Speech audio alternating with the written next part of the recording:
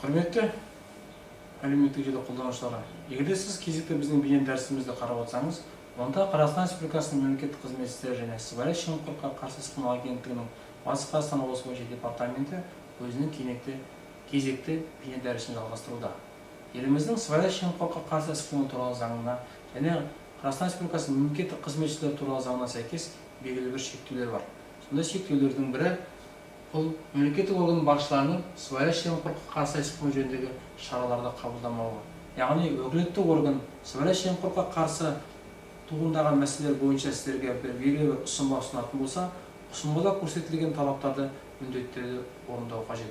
Яғни Қазақстан Республикасының әкімшілік құқық бұзушылық кодексінің 680 бабына сәйкес мемлекеттік органдар, Қазақстан Республикасы қарулы күштері, Қазақстан Республикасының басқа да әскери немесе әскери құралымдары басшыларының не жауапты хатшыларының немесе Қазақстан Республикасының президенті айқындайтын өзге де лауазымды адамдардың өз өкілеттіктері шегінде Қазақстан Республикасының сыбайлас жемқорлыққа қарсы іс-қимыл туралы заңнамасының бұзушылықтарын жою бойынша немесе сыбайлас жемқорлық құқық бұзушылықтар жасауға кінәлі өздеріне бағынысты адамдарға қатысты шараларды қабылдамауы, не көрсетілген шараларды Қазақстан Республикасының сыбайлас жемқорлыққа қарсы іс-қимыл туралы заңнамасын бұза отырып қабылдауы, не кінәлі адамдардың тұрақты жері бойынша мемлекеттік кіріс органдарына тиісті ақпараттарды ұсынбауы 100 айлық есептік көрсеткіш мөлшерінде айыппұл әкеліп соғады.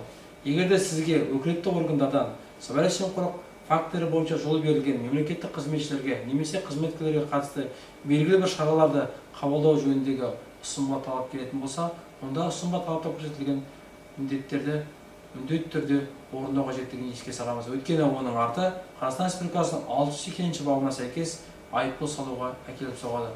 Қазақстан Республикасының заңнамасын қолдап, ары-бақ сақталу үшін қызмет етейік.